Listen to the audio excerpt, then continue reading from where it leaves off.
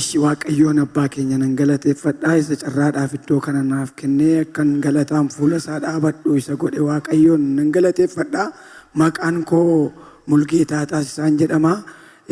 Aanaa Laalawsaa fi ganda Diniiwwaa keessa iddoon jireenya kooti.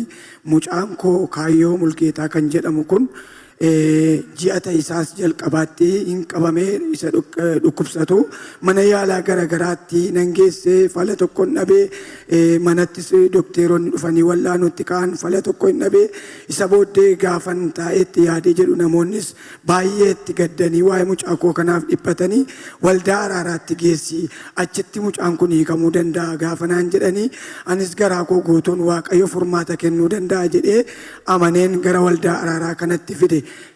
Utuu gara waldaa kanaa hin fidin dura mana yaalaatti dhibeensaa maalidha jedhanii akkamiin immoo gargaaraa turtan yeroo sana keessatti? Dhibeen mucaa kanaa kan inni ittiin qabame sammuu hin qabu waan tokko dubbachuu hin danda'u harkisaa mirgaa hin hojjetu fincaan mataasallee ofii kootiin hin qabattoo hiikee akka inni fincaa'uuf qaba malee ofiisaan fincaa'uu hin danda'u miillee hojjechuu hin danda'u nama lama gidduutti isa qabnuyyuu mucaan lafatti harkifata isa booddee bakka. Hammamiifidha haala kanaan rakkachaa kan inni ture? Ji'a meeqa yookaan waggaa meeqa kanaan kan inni rakkachaa ture? Naannoo ji'a lamaati.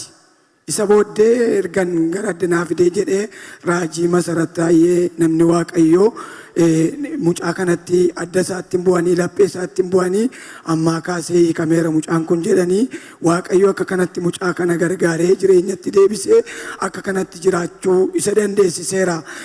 Furmaata eenyutti kennuu dadhabe waaqayyootu furmaatatti kennaa. Iddoo kana dhufanii amananii dhufanii ennaan furmaata guddaa argatanii galuu tajaajiltoota waldaa kana keessa jiranis waldaa araaraa kanas nama waaqayyo raajii Masarat kanas waaqayyo amma bara baraatti jabeessee hadhaabuun jedha. Dhaamsin namootaaf dhaamu akkasumatti horii fi iddoo arganitti bittimsuurraa iddoo kana dhufanii dhibee kamitti amananii dhufanii fayyuun akka danda'amu dhaamsanan dhaamaa fi kana duwwaallee miti zayitii waldaa araaraa kana keessaa bitamu yeroo mucaan kun bishaan dhuguu barbaadutti bishaan kanatti hin godhaa yoonni dhugaatii garagaraa kan dhukkubsataadhaaf dhiyaatutti bishaan kanatti godheen zayitii kanatti biifeen kennaa fi yeruma sanaa jalqabee mucaan kun sammuutti hin deebi'ee nagaa ta'e jiraachuu danda'e isa akka kanatti hidhaa guddaa furmaata guddaa hiikuu danda'u kana waaqayyoon naa galateeffadhaa akkanitti amma dubbadhu kanatti utuu hin ta'in lafa kanarra gangaladhee iyyee boo'ee kana waaqayyoon galateeffadhuudha. Waaqayyo muddama guddaa keessaa na baasee mucaa fuula keessan dura dhaabataa jiru kanas mucaa du'e du'aa kaase waaqayyo du'aa kaase sabi waaqayyo warri hidhaa akkasii keessaa baatan waaqayyoon naa galateeffadhaa.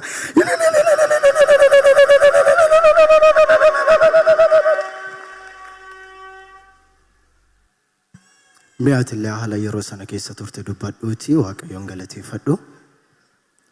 Yeroo sana keetti ani akkuma inni haasa'e dubbachuu hin danda'u adeemuu hin danda'u harki koo kun gar tokko laashaadha miilli koo kunis akkasii yeroo sanatti nu hiriirsanii raajiin faanatti bu'anii naa kadhatanii ergasii booddee erga baanee booddee nyaata naa fidaan jedhee naa fidanii nyaadhee bishaanii naa fidaannaan zayitii dibataatti naqanii naa kennan nan dhuge ergasii booddee sagallee dur qabaadhaan shintibeetii dhaqaa qabaadhaan mana fincaa'ee dhaqaa ergasiin booddee ofii kootiin gabbee ol galuun qabee ergasii booddee gargaaree booddee ergasii booddee ol baanee gurguddadhee amma yeroo kanatti fayyeeraa miilli koos adeemuu jalqabeera harki koos naa qabuu jalqabeera ramni koos dubbachuu danda'eera waaqayyo karaa raajii kanaa ta'e akkeetiin na gargaare waaqayyoon naa galateeffadha.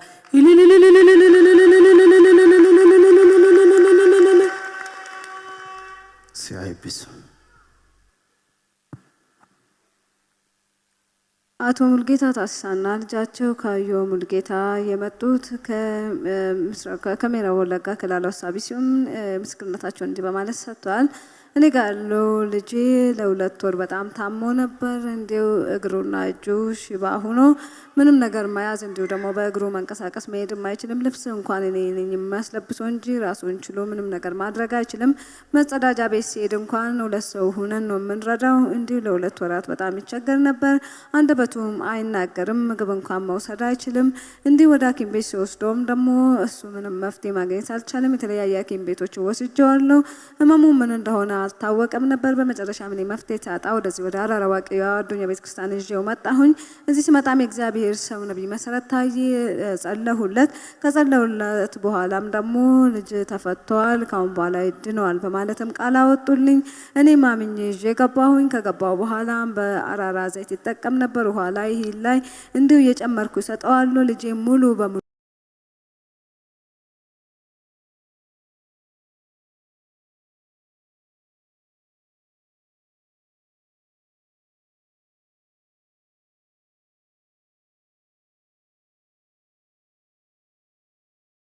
ነበርኩም እኔ ተንከባልዬ ያለቀስኩኝ እግዚአብሔርን ማመስገን ያለብኝ ሰው ነበርኩኝ።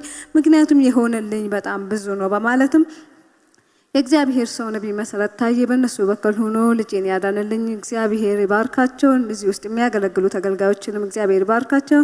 እንዲሁ እግዚአብሔር ብዙ ነገር አድርጎልኛል። እንዲሁ እናንተ በእምነት እግዚአብሔርን ተጠባበቁ፣ እግዚአብሔር ይረዳቸዋል በማለትም እነሱ መልእክታቸውን አስተላልፈዋል። እንዲሁ ካየውም ደግሞ ስለ ራሱ እንጂ በማለት ምስክርነቱን ሰጥቷል። እዛኔ እጄ እግሬ አንደበቴም አይናገርም ነበር። እኔ ፓራላይዝድ ወይ ደግሞ ሽባ ነበርኩኝ። መንቀሳቀስ መጸዳጃ ቤት እንኳን መሄድ አልችልም። ሰው ካልደገፈኝ ሰው ካልረዳኝ ምንም ነገር ማድረግ አልችልም። ወደዚህ ወደ አራራ ዋቀዮ አዱኛ ቤተክርስቲያን ከመጣሁኝ በኋላ ግን እኔ ሙሉ በሙሉ ዳንኩኝ። ከዚህ ሲወጣ ምግብ አስፈለገኝ። ምግብ ሲበላም ደግሞ አባቴ የተጸለየበት የአራራ ዘይት ላይም ምግብ ላይም እየጨመረ ሰጠኝ። እኔ ሙሉ በሙሉ ድኜ ዛሬ በምስጋና ፊታችሁ ቁም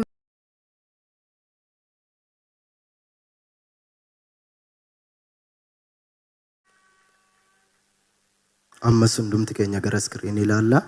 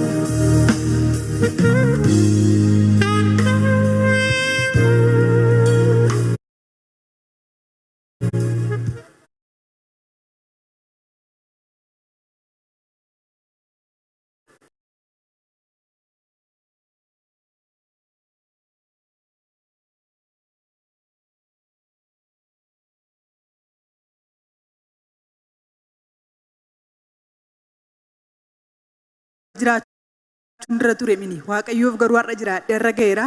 Nama fuula isaa dhaabatee nama har'a ga'u sana godhee waaqayyoon hin galateeffadhaa. Dhukkubni kun kan na qabee bara 2015dha. Ganna isaa na qabee hidhiima kan inni goggoga ture dura. Hidhiin na goggogee ergasii booddee mana yaalaa gaafa deeme jedhu kuni waan salphaadha naan jedhaa turani. Waan salphaadha sidhiisa naan jedhaa turani. Gaafan mana yaalaa deemu marfee 20 naa kennu 18 naa kennu qorichoota adda addaa naa kennu. Qoricha ani liqimseera jedhee yaadne tokkoyyuu hin jiru. Qorichoota baay'ee liqimsee kana keessa waan tokkoyyuu naa gochuu hin dandeenye. Innaanii gaafan gimbii deeme jedhu gimbii gaafan deemu referaalatti referinaa kennan gaafan dhufee jedhu dookteriin na ilaalee maa inni dhibeen kee maalirraa si qabee nyaata maalii nyaatte dibata maalii dibatti naan jedhee anamma har'aatti dibata tokkoyyuu dibachuu hin dibadhusi waan akkasiis hin beeku.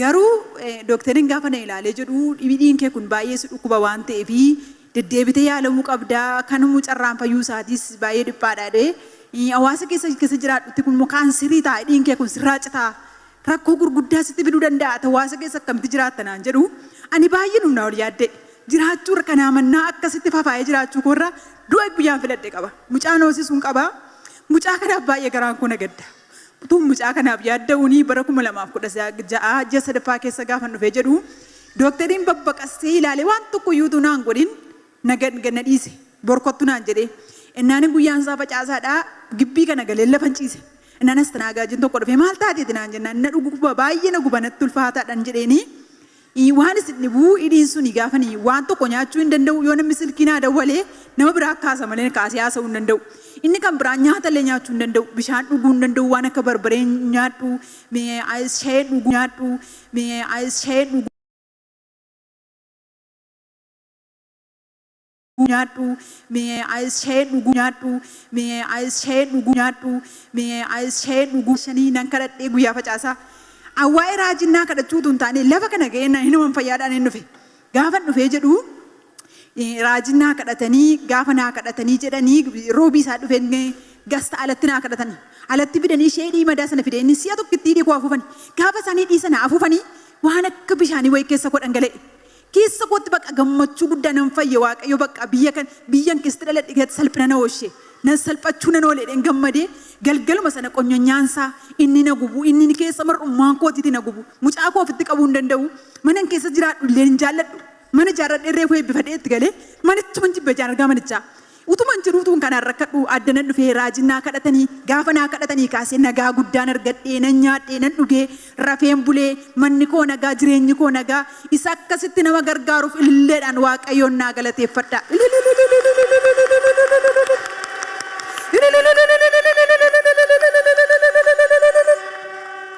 Ani kan hin jedhu namni waaqayyo biyya kanaaf kenne kennaa guddaadha kun warqeedhaanis meetiidhaanis kan hin argamneedha. Waaqayyo biyya kana lafa kana ofii isaatii jira malee namaan jira miti. Waaqayyo biyya kana nama kana isa nuuf kenneef waaqayyoon guddaa galateeffachaa raajii akka kanatti immoo waaqayyo nuuf kennee ayyaanni isaa eebbisaa ulfinni isaa bara baraan ayyaanni isaa yeroo hundumaa mana isaanii keessatti irratti baay'atuun jedhaa waaqayyo sinaa eebbisu. Ammallee itti dabalaa gooftaa keenya isa jiraataadhaaf galata jabaa ilillee jabaa Yesuusiif. Sinaa eebbisu. መምህር ታለሚ ደቀፈ የመጡት ከምዕራብ ወለጋ ከሳዮ ኖሌ ከደበሱ ሲሆን ምስክርነታቸውን እንዲህ በማለት ሰጥተዋል። ለ2015 ዓመተ ምህረት ክረምት ውስጥ ከንፈሬ በመድረቅ ጀምሮ ያመኝ ነበር። ለዚህም ደግሞ የተለያየ ሐኪም ቤቶችን እጄ ሕክምና አደረኩኝ። ምንም አይልም ይድናል እያሉኝ ከንፈሬ እንዲሁ በጣም አመመኝና እንዲሁ ቆሰለ። ሲቆስልም ደግሞ የተለያየ ሐኪም ቤቶችን እጄ ሕክምና አደረኩኝ። መርፌ፣ ክኒን፣ መድኃኒት የምሰጠኝ ነበር፣ ግን ምንም መፍትሄ አላገኘሁም። የተለያየ ሐኪም ቤቶች የግል የመንግስት እጄ ሕክምና ያደርጋለሁ። ያልወሰድኩት መድኃኒት የለም፣ ግን መፍትሄ ማግኘት አልቻልኩም። እንዲሁ በጣም ተሰቃየሁኝ። በመጨረሻም ነቀምት መጥቼ እዚህም ደግሞ ከንፈሬን እንዲሁ በመቁረጥም አይቶ ምንም ነገር አላደረጉልኝም፣ ግን መፍትሄ አጣሁኝ። በመጨረሻ ምን እዚህ ግቢ ገባሁኝና መሬት ላይ ስተኛ አስተናጋጆች ከዚህ የሚሰሩት አገልጋዮች ምን ሆነሽ ነው በማለት ሲጠይቁኝ እኔ በጣም ያቃጥለኛል በማለት ነገርኳቸው። እዚሁ ግቢ ውስጥ ከደረስኩኝ እግዚአብሔር ያየኛል በማለትም አምኜ ነው ወደዚህ ወደ ሀረር ዋቅያ አዱኛ ቤተክርስቲያን የመጣሁኝ። እዛኔ ምግብ መመገብ አልችልም፣ ውሃ እንኳን መጠጣት፣ ቡና፣ ሻይ ምንም ነገር መጠቀም አልችልም። ለዚህም ደግሞ እኔ ሰውነቴ እንኳን እየቀነሰ መጣ። በጣም ሰቃይ ነበር። እንዲሁ በመጨረሻ እግዚአብሔር ሰው ነብይ መሰረት ታዬ ጸሎት ተርታ ላይ ጸለሁልኝ። ከተጸለየልኝ በኋላ እግዚአብሔር መንፈስ በውስጥ ያለፈ ከዛን ቀን ጀምሮ መዳኔን በራሴ ላይ አየሁኝ። አሁን እንደምታዩ ሙሉ በሙሉ ድኜ ከንፈሬ ወደ ቦታው ተመልሶልኝ ወደ ቀድሞ ቆዳው ተመልሶ እግዚአብሔር ያን ቁስል ከኔ ላይ አንስቶ ሙሉ በሙሉ አዳነኝ። እዛኔ ጓደኞቼ እንዲሁ ሰፈር ሰዎች ከንፈርሽ ሊቆረጥ ይችላል፣ ወደ ካንሰር ሊቀየር ይችላል በማለትም እንዲሁ ወሬ ነበር። እኔም እግዚአብሔር ወይ አካል ጎዶሎ ከሚሆንማ ቢሞትም በማለትም ሞት መርጥ ነበር። ትንሽ ልጅ አለችኝ፣ ለሷን በጣም አዝን ነበር። እግዚአብሔር ግን ሙሉ በሙሉ አድኖኝ ዛሬ በምስጋና ፊታችሁ እንድቆም ረዳኝ በማለት እያመሰገኑ መስክረዋል። እንዲሁ ለዚህ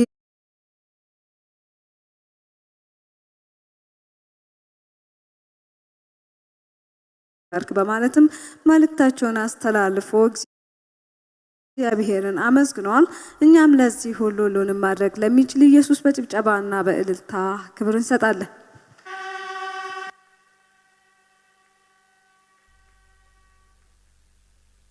ቶሌ መቃ ኬሰን ብየራ ዱፍታን ጉፍታን ከነቲ ስኒ ፈይሴ ቶራን ዱበቱ ቶሌ መቃን ኮ ዘነበ ሰፋን ጀዳማ ካኒን ራውፌ ጎዲነ ሆሮ ጉዱሩ አና ጃርቴ ጃርዳጋ መጋላ አሊቦ ገንደ ዱዋለ መራቲ ካኒናኒ ዱፌ waaqayyo waa baay'ee naa godheera, waa baay'ee waaqayyo naa godhe keessaa waa tokko nu gaaba. Bara 2011 lukti koo kun fayyuma na dhukkubee yeroo lafa ejjedhuun na dhukkubaa. Madaa tokkoon qabu tokkoon qabu mana yaalaa garaagaraa yeroo naqu walakkaan lafeensaa wal darbee jedhu, walakkaan qorradha jedhu, walakkaan xinnoo kan arbii irratti argama jedhu. Kanaan otuman rakkachaa jiru gara waggaa tokko oli otuman marfee fudhu otuman qoricha fudhadhu. halkan raajin masarate abjuu kooti nufanii luka koo gadi gototaniiti caccabsanii dhukkubasaa qooyime luka keensii fayyisadhaniiti abjuu kootiin caccabsanii xas godhanii otuma nan dhaga'uu luka koo keessaatti caccabsanii yaasu. Achi ganama kadheen ani fayyinni koo waldaa. Waan maal fakkaatutu yaa miila keessa. Abjuu kootiin waan akka qalaamoo nuugii fakkaatu keessaatti caccabsanii yaasu. Sanaa booda waldaa Araaraa yoo naqeen koo fayyinni koo hidheetaniini 2012 gaafa 25 ji'a shanaffaa keessa dhufeen iddoo kana gaasxaawusiin qabadhee 2012 ji'uma shanaffaa sana keessa gaafa 27 lafa kanatti raajiin adda kootti naa bu'anii nan kufee humni guddaan naa dhufee achi nan ka'ee nan galee nan fayyee qorichas nan dhaabee dhukkubni hundumtuu irraa narraatii dhaabbatee inni na nyaatu inni na gubuu inni na rakkisu narraa dhaabbate waaqayyo na fayyiseera namni waaqayyo harka keessa walitti rukutaa waaqayyo na galateeffadha.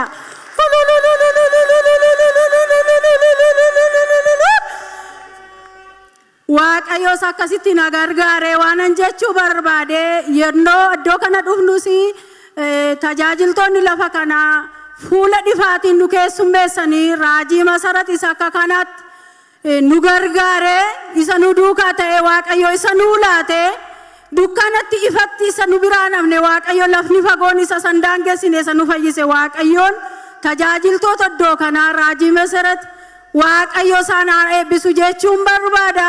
Aamsi koonni lammaffaanii lafa garaa garaa dhaabannee horii keenya fixurra lafa kana dhufnee fayyina tola fayyina mana keessan teessanillee warri TV kana laaltanillee lafa kana dhuftanii tola furmaata akka argattanii akka fayyistanii ergaa koo dabarsuun barbaada. Maqaan waaqayyoo eebbifamu ammallee dabalaa waaqayyoon naa galateeffadha amma fayyeera.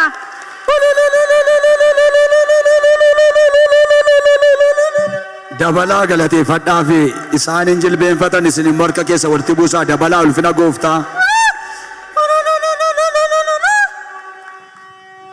Sinaa eebbisu. ወይዘሮ ዘነበ አሰፋ የመጡት ከሆሮ ጉድሩ ወለጋ ከጃርደጋ ጃርቴ ሲሆን ምስክርነታቸውን እንዲህ በማለት ሰጥተዋል። 2011 ዓመተ ምህረት እግሬን በጣም ያመኝ ነበር። ቁስል የለውም ግን በጣም ያቃጥለኝና ይወጋኝ ነበር። ለዚህም ደግሞ ወደ ሐኪም ቤት ቼክ አድርጌያለሁ። ብርድ እንዲሁም ደግሞ አጥንትሽ ተላልፈዋል፣ ሌሎቹ ደግሞ ነርቭ ነው በማለትም ነግሩኝና ያክሙኝ ነበር። ግን እኔ ሕክምና ያደረኩም ይሄ እግሬ ሊተወኝ አልቻለም። በጣም ያቃጥለኝና በጣም ያመኝ ነበር። እንዲሁ እየተሰቃየሁ ያለሁኝ በኢልሜ እግዚአብሔር ሰው ነብይ መሰረት ታየታዩኝና የሚያምሽ እግርሽን አምጪ አወጣልሻለሁ ህመሙን በማለት ነግሩኝ ነበር። ህመሙንም ደግሞ እንደ ስክሪፕቶ ነገር ከውስጥ ያወጡልኝ ነበር። እኔም መዳኔ አራራ ዋቀያ አዱኛ ቤተክርስቲያን ነው በማለት ወደዚህ ወደ አራራ ዋቀያ አዱኛ ቤተክርስቲያን መጣሁኝና ጌስት ሃውስ እንግዳ ማረፊያ ይዤ እግዚአብሔር ሰው ነብይ መሰረት ታየ ጸለሁልኝ። ከዛን ቀን ጀምሮ ይሄ እግር ህመም ሙሉ በሙሉ ከኔ ላይ ተራገፈ። እግዚአብሔር ሙሉ በሙሉ አዳነኝ። ዛሬ ሁሉንም ቦታ መድረስ እንዲሁም ደግሞ የሚያመኝ ሙሉ በሙሉ ከኔ ላይ ተወግዶ እግዚአብሔር አድኖኝ በምስጋና ፊታችሁ አቆሞኛል በማለት ያመሰገኑ መስክረዋል። እንዲሁም ደግሞ እዚህ የሚያገለግሉ አገልጋዮች እንዲሁም እግዚአብሔር ሰው ነብይ መሰረት ታየ እግዚአብሔር ይባርካቸው። እናንተም የተለያየ ሀገር የምትኖሩ ሰዎች ሌላ ቦታ ብራችሁን ከምትጨርሱ እዚህ ነፃ የሚያድን አምላክ አለና ወደዚህ ብትመጡ እግዚአብሔር ፈውሳችኋል በማለት መልእክታቸውን አስተላልፈዋል። እኛም ለዚህ ሁሉንም ማድረግ ለሚችል ኢየሱስ በጭብጨባና በእልልታ ክብር እንሰጣለን። Tole maqaa keerraa kan itti fufi. Maqaan koo Amaanel Waashumaadha. Kan inni irraa dhufe godina aanaa Gimbiidha. Bakki jiraadhu Noolee Kaabbaadha. Dhibeen ittiin rakkachaa ture kintaarotii waggaa 3 ittiin rakkadhe. Dhibee kintaarotii immoo nama dhukkubsatee beekutu beeka malee namni hunduu beeku. Ani waggaa 3 rakkadhee dhibee qorichaa Abashaa yeroo 2 itti yaadame. Yeroo 2 furmaata dhabee yeroo 3ffaatti gara waldaa kanaan dhufe. Utuu gadi hin dhufin asin dhufin attamsi godha. Bakka gaafa mana fincaanii deemu udaanii wajjin sababiin dhiiga guuf. Shinti beetii wajjin. Baay'een sodaadha hiriyoota koo duukaa marree mana fincaanii deemu sababii ta'eef nan cannaqama bakka hin taa'u naguba gara yoon taa'e naguba yoon deeme naguba kanaaf iyyuu cinaacha gar tokkootti hin taa'a jechuudha. Inni garuu har'a waaqayyoo iddoo kanatti fidee hidhaa koo hiikee waggaa 3 har'a fayyuun 2015 dhufe har'a fayyee waaqayyoo akka kanatti fuula saba kanaa na dhaabuusaa galatan jedhaa naa galateeffadhaa. yeroo dhufte attamiin dhufte namni waaqayyo attamiin sii kadhatanii Gersaawoti qabadhee dhufe iddoo kana kan inni dhufe yeroo jalqabaatti achii booddee raajinii tachii godhanaaf kadhatan galgala iddoo kanarratti fayyitee taanaan jedhanii naan fayyanis akkuma isaan jedhanii ergasii waan tokko jiru waggaa 3 olidhaan fayyaadha waaqayyo galatu nama waaqayyo akkasitti iddoo kana nuu kenne raajii kana reenan galateeffadhaan eebbisaa waaqayyo saana eebbisuun jedhan ammayyuu gooftaa galateeffadhaa fi harka keessa walitti buusaatiin.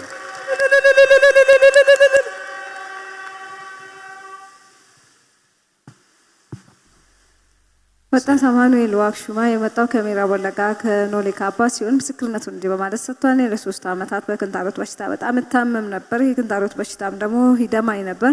ለዚህም በጣም ያስቸግረኛል። የባህል መድኃኒት 2 ጊዜ ተጠቅሜያለሁ፣ ግን መፍትሄ ማግኘት አልቻልኩም። መጸዳጃ ቤት ሲሄድ በደም ከውስጤ ይወጣ ነበር። ይህም በጣም ያስቸግረኛል። ስቀመጥ እንኳን በጎን እንጂ ራሴን ችዬ እንዲሁ መቀመጥ አልችልም። መጸዳጃ ቤት ሲሄድም ደግሞ በጣም እቸገራለሁ። እንዲሁ የተቸገርኩኝ እኔ ወደዚህ ወደ አራራ ዋቀያ አዱኛ ቤተክርስቲያን መጣሁኝ። እዚህ እንግዳ ማረፊያ ጌስት ሃውስ ሄጄ እግዚአብሔር ሰው ነብይ መሰረት ታዬ ጸለውልኝ። ከዛን ቀን ጀምሮ የክንታሮት በሽታ ሙሉ በሙሉ ከኔ ላይ ተወገደ። እግዚአብሔር ሙሉ በሙሉ አድኖኝ ዛሬ በምስጋና ፊታችሁ እንዲቆም ረዳኝ። እንዲሁ እግዚአብሔር ሰው ነብይ መሰረት ታዬ እግዚአብሔር ይባርካቸው። እግዚአብሔር በእነሱ በኩል ሆኖ ነው የረዳኝ በማለትም እግዚአብሔርን አመስግነዋል። እኛም ለዚህ ሁሉንም ማድረግ ለሚችል ኢየሱስ በጭብጨባና በእልልታ ክብር እንሰጣለን።